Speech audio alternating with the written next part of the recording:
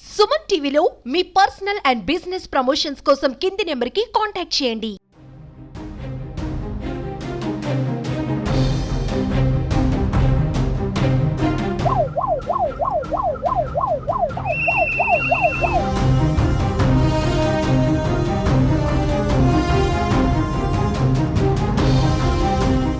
నమస్తే, welcome to Suman TV. నూతన సంవత్సరం ముగ్గురి ప్రాణాలు బలిగొంది, 3 కుటుంబాల్లో తీరని శోకాన్ని మిగిల్చింది. ఈ విషయం మనకు ఆల్రెడీ తెలిసిందే. నిన్న ఏదైతే నూతన సంవత్సరం సందర్భంగా సాగర తీరానికి ఆహ్లాదంగా గడిపేందుకు వచ్చిన యువకుల్లో 3 ప్రాణాలు కోల్పోయారు వేరు వేరు ఘటనలో. అసలు సాగర తీరంలో ఆహ్లాదంగా గడిపేందుకు వచ్చిన పిల్లలు, స్టూడెంట్స్ ఎవరైతే ఉంటారో వీళ్ళు ఎక్కువగా నీటిలో స్నానం చేసేందుకు వెళ్తూ ఉంటారు. అయితే లోపల ఎంత లోతుందనేది తెలీదు. చాలా మంది ఈత వచ్చిన వాళ్ళు కూడా మృత్యువాత పడ్డ ఘటనలు చాలానే చూస్తాం. అసలు లోపలికి వెళ్లే ముందు అసలు ఏ విధంగా ఉంటుంది, లోపలికి వెళ్ళిన తర్వాత ఒకవేళ ఏదైనా ప్రమాదం జరిగితే ఎలాంటి రెస్క్యూ చేస్తారు? మనతో పాటు రెస్క్యూ టీం ఉన్నారు. నిన్న ఏదైతే పిల్లలు 3 స్టూడెంట్స్ మృత్యువాత పడ్డారంటే వేరు వేరు ఘటనలు, ఇక్కడ ఇద్దరు కానివ్వండి, ముందు ఒకళ్ళు చనిపోవడం జరిగింది. అసలు రెస్క్యూ టీం ఏం చేస్తుంది, ఏ విధంగా పనిచేస్తుంది? వాళ్ళు నిన్న మీరు సంఘటన స్థలంలో ఉండే ఉంటారు కదా, అసలు ఏం జరిగిందండి? నమస్తే మేడం, మేము మెరైన్ పోలీస్ అండి. ఎప్పుడు కూడా గస్తీ కాస్తూనే ఉంటాము. అలాగే వీళ్ళు పిల్లలు స్విమ్మింగ్ రాని వాళ్ళు చాలా మంది ఎక్కువ ఉంటారు అన్నమాట. ఎటువంటి ఇలా అనర్థాలకి ఎక్కువగా రీచ్ అవుతూ ఉంటారు. ఎందుకంటే అక్కడ గుంతలు కూడా ఎక్కువ ఉంటాయి.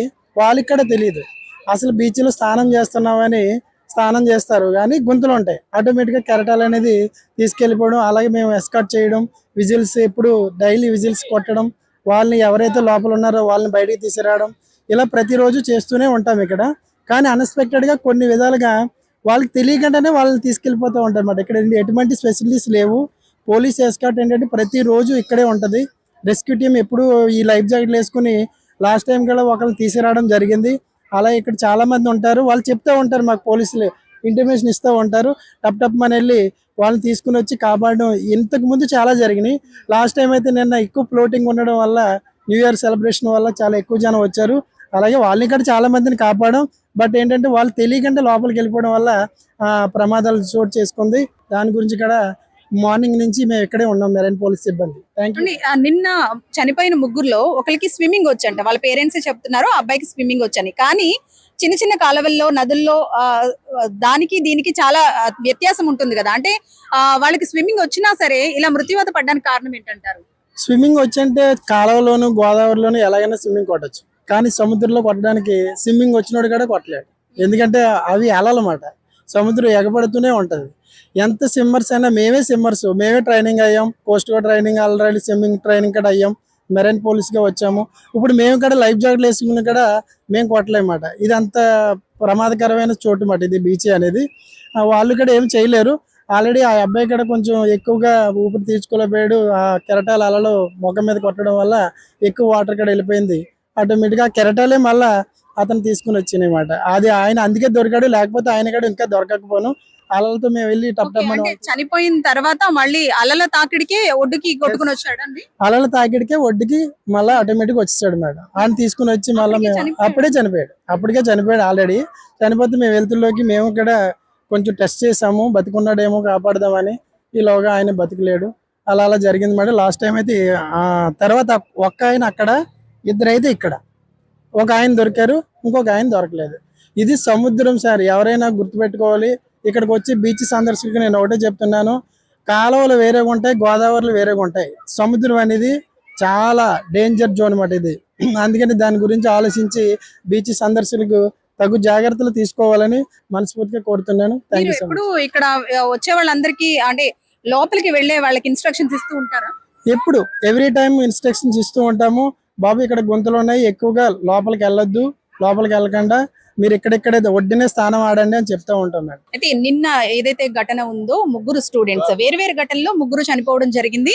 అయితే వీళ్ళు కూడా ఇక్కడ రెస్క్యూ చేస్తూనే ఉంటారు, ఎప్పుడు విజిల్స్ వేస్తూ వాళ్ళని అలర్ట్ చేస్తూనే ఉంటారు. కానీ చాలా మంది కుర్రవాళ్ళు కేవలం చేసే తప్పు ఏంటంటే లోతు విషయం తెలియకుండానే వెళ్తారు. చిన్న కాలువల్లోని, అలాగే నదుల్లోనూ, పిల్ల కాలువల్లో ఈత కొట్టడం వేరు, సముద్రంలో వేరు. సముద్రంలో ఆటుపోట్లకి వీళ్ళు స్విమ్ చేసే అవకాశం ఉండదు. అది తెలియక చాలా మంది మృత్యువాత పడుతూ ఉంటారు. మనతో సిఐ గారు ఉన్నారు. సార్ నమస్తే అండి.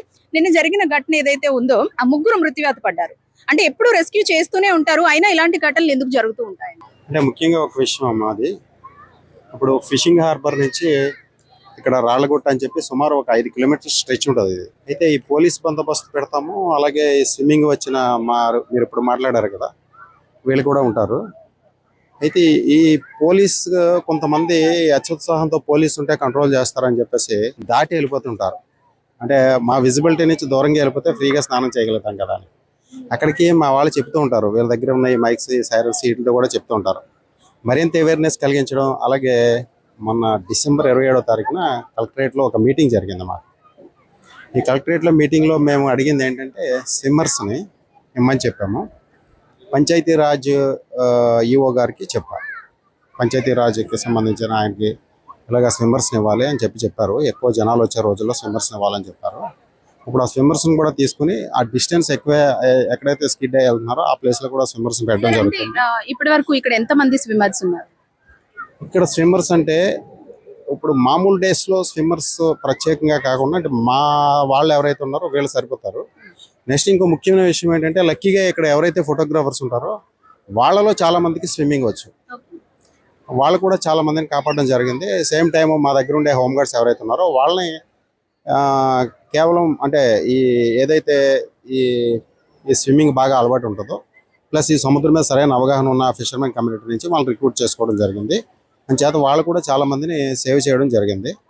కానీ ఎక్కువ జనాభా ఉన్న టైంలో ఎక్కువ మనకి జనవరి 1 కానీ లేకపోతే పండగ రోజుల్లో కానీ ఇప్పుడు ఎక్కువ మంది జనాలు వస్తారు. అటువంటి టైంలో మనం ఇంకా స్విమ్మర్స్ని ఎక్కువ పెట్టుకోవాల్సిన అవసరం ఉంది. అది కూడా మాట్లాడడం జరిగింది. స్విమ్మర్స్ని మనకి ఏర్పాటు చేస్తారు. అది కాకుండా ఇంకా మేము పబ్లిక్ అడ్రస్ సిస్టమ్ అది ఇంకా స్ట్రాంగ్ చేసి ఇక్కడ ఏదైతే ఈ బీచ్ ఒడ్డున ఒక విజిబుల్ టవర్ ఒకటి కడదామని బాగా హైట్ కట్టి అందులో బైనాక్యులర్స్ అది పెట్టి చూస్తే దూరంగా ఉంటే పబ్లిక్ అడ్రస్ సిస్టమ్ ద్వారా అలర్ట్ చేయడం కానీ ఇక్కడ ఉన్న మా వాళ్ళని పంపిస్తాకి ఆల్ టెరైన్ వెహికల్ అని చెప్పేసి ఈ ఏదైతే శాండ్ ఉందో ఈ శాండ్లో ఫాస్ట్గా వెళ్ళే వెహికల్స్ ఉన్నాయి. అవి కూడా మేము అడిగాము, కలెక్టర్ గారు మాకు సమకూరుస్తామని చెప్పారు. ఆ వెహికల్స్ ఉంటే ఏమవుతుందంటే ఇక్కడ నుంచి చూసిన ఎవరైతే ఈ వాచ్ టవర్ చూసి అబ్జర్వర్ ఉంటారో అతను ఇందులో అలర్ట్ చేస్తారు, మైక్లో అలర్ట్ చేస్తారు. మైక్లో అలర్ట్ చేస్తే వీళ్ళు ఇమీడియట్గా అక్కడికి రీచ్ అయ్యి ఆ లోపలికి వెళ్ళే వాళ్ళని కూడా మనం వెళ్లకుండా కాపాడతానికి అవకాశం ఉంటుంది. సార్, గల్లంతైన వాళ్ళు ఎవరైనా ఉంటే గల్లంతైన వాళ్ళని తీసుకురావడానికి చాలా టైం పడుతూ ఉంటుంది కదా, ఎందుకంటారు? చాలా టైం అంటే ఒక్కొక్కసారి సముద్రం యొక్క తీరు చాలా భయంకరంగా ఉంటుంది. అలాంటి టైంలో ఈవెన్ ఫిషర్మెన్ కమ్యూనిటీ సముద్రంతో ఎంతో సంబంధం ఉన్న వాళ్ళు కూడా వెళ్ళలేని పరిస్థితి ఉంటుంది. ఆ పరిస్థితి ఒకటి. నెక్స్ట్ వీళ్ళని ఒక్కోసారి కెరటాలు బాగా లోపలికి లాగేస్తాయి. లోపలికి లాగేసినప్పుడు వాళ్ళని తీసుకురావడం అనేది ఒకసారి కష్టమైన విషయం అయిపోతుంది. అంటే సముద్రం ఎప్పుడూ ఒక తీరును ఉండదు, కారణం అదమ్మా. అంటే ఇప్పుడు మీకు ఇక్కడ కావాల్సింది ఏంటంటే స్పెషల్ అకేషన్స్ లో స్విమ్మర్స్ ఎక్కువగా ఈ ప్రాంతంలో ఉంటే కొంచెం ఎక్కువగా రెస్క్యూ చేసే అవకాశం ఉంటుందంటారు. ఒకటేని కాదమ్మా, ఇప్పుడు స్విమ్మర్స్ ఎక్కువ ఉండడం వల్ల పొడుగున ఇంకా అవతల వైపు కూడా పెట్టగలుగుతాము, ఎక్కువ డిస్టెన్స్ కవర్ చేయగలుగుతాము. నెక్స్ట్ రెండో విషయం ఏంటంటే స్విమ్మర్స్తో పాటు వ్యూ టవర్ ఒకటి, అది కూడా కలెక్టర్ గారు కంపల్సరీ ఆ వ్యూ టవర్ ఒకటి ప్రొవైడ్ చేస్తామని చెప్పారు. దాంతోపాటు బైనాక్యులర్స్, దాంతోపాటు పబ్లిక్ అడ్రస్ సిస్టమ్ ఏదైతే ఉందో ఈ పబ్లిక్ అడ్రస్ సిస్టమ్ కూడా ఒక 100 మీటర్స్ 100 మీటర్స్కి అంతటికీ కవర్ అయ్యేలాగా ఈ పొడుగాటి గొట్టాలు పెట్టి అది కూడా ఏర్పాటు చేయడం జరుగుతుంది. ఆల్ టెరైన్ వెహికల్ ఒకటి ఉంటుంది. ఆల్ టెరైన్ వెహికల్ ఉంటే ఒక మనిషి పరిగెత్తుకెళ్లే దానికన్నా చాలా వేగంగా అక్కడికి రీచ్ అవ్వగలుగుతారు. ఆ రకంగా ఏ ఒక్క ప్రాణం పోకుండా కాపాడాలన్నది కలెక్టర్ గారు తీసుకున్న డెసిషన్. అవి కొంచెం తొందరగానే ఇంప్లిమెంట్ చేస్తామని చెప్పారమ్మా. అది అలాగే డిజాస్టర్ మేనేజ్మెంట్ వాళ్ళతో కూడా చెప్పారు. కాబట్టి అవన్నీ ఏర్పాటు అవన్నీ తొందరగా సమకూర్చుకుని నిన్న జరిగిన దురదృష్టకరమైన ఇన్సిడెంట్ ఏదైతే ఉందో అలాంటి ఇన్సిడెంట్ జరగకుండా ఉంటాయి పూర్తి స్థాయిలో చర్యలు చేపట్టడం జరుగుతుంది. సో చూసారు కదా, మొత్తానికి సాగర తీరంలో స్పెషల్ అకేషన్స్ లో స్విమ్మర్స్ ఎక్కువగా ఉంటే ఇలాంటి ప్రమాదాలను కాస్త నివారించవచ్చు. అలాగే ఆల్ టెరైన్ వెహికల్ తో పాటు ఎత్తైన టవర్ ని నిర్మించి అందులో సరైన సదుపాయాలు కల్పిస్తే గనక దూరంలో అంటే వీళ్ళ విజిబుల్ కి దూరంగా ఉన్న పర్సన్స్ ఎవరైతే ఉన్నారో, లోపలికి వెళ్లే పర్సన్స్ స్టూడెంట్స్ ఎవరైతే ఉన్నారో వాళ్ళని హెచ్చరించి అక్కడి నుంచి త్వరితగతిన బయటకు తీసుకొచ్చే అవకాశం ఉంటుంది. కాస్త ఎక్విప్మెంట్ తో పాటు మ్యాన్ పవర్ ని కూడా పెంచితే ఇలాంటి ఘటనలు మళ్ళీ పునరావృతం కావంటూ కూడా అధికారులు చెబుతున్నారు. ప్రభుత్వం కూడా ఈ విధంగా చొరవ తీసుకుంటే గనక ఇటువంటి ఘటనలు మళ్ళీ పునరావృతం అవ్వకుండా చూసేందుకు మనమంతా కూడా కృషి చేయొచ్చు. కెమెరా పర్సన్ చిన్నతో అనుశ్రీ, సుమన్ టీవీ, కాకినాడ.